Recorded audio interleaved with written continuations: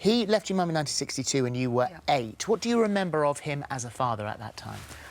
Not very much. I have vague memories of when I was small, when he was living at home. I remember him making me a swing. I remember him shaving in the bathroom, but very little memory, except he did take me to my first school in the car, and we would pick up Judy because she lived in the same, in Hatfield, where my father and my mother lived. Yeah. And so we would, I remember her running down the street and he would pick her up. So that, but that's really about it. And so when they divorced, was because divorce was a taboo back then. So was anything discussed? Was it discussed? No, nothing said? I don't remember that.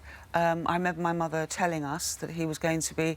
Well, she first told us he wasn't going to be living at home anymore. And in my own childish mind, I thought that was because he worked in London, which seemed a long way from Hatfield, when, you know, when you're 7 or 8 years old and in those days. When she told us he was remarrying, that was a shock. I do remember that. Well, wondering why he would want to marry somebody else when he already had a wife. Yeah, really hard to understand when well, you were at that age, yeah.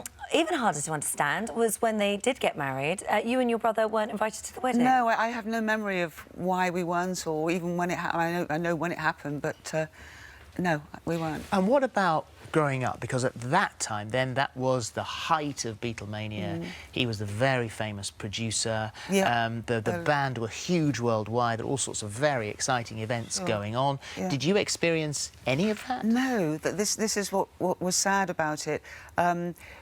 We would he would bring, or we would have at home records with "not for sale" written on them. I remember that. And we would see him every few weeks, but not really enough. It wasn't enough. So in other words, we were kind of neither had the benefit of his career or him as a father. It was sort of the worst of both worlds, if you like. That was what was kind of sad about it. And did you ever try and talk to him about it as you were growing up? Did you ever get him on his own and just sort of say, look? Well, no, we didn't, because he, once Judy came on the scene, he said, you know, Judy's my wife and we're a couple and we're not going to see you without her.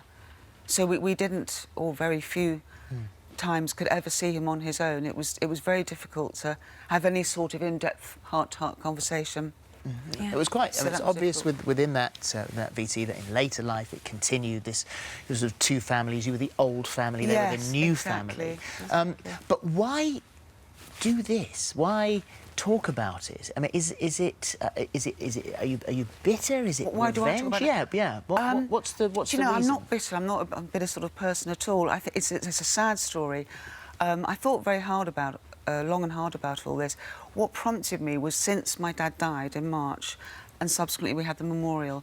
At the memorial, I so much wanted to be... I expressly said, let's all get around the table and sort out what we're going to do as a family. And my grown-up children as well wanted to be involved. We weren't. The memorial went ahead. The nail in the coffin, if you like, was two invitations. One of them clearly left my name off. I think I showed you a copy of that, Lady Judy, Lucy and Giles.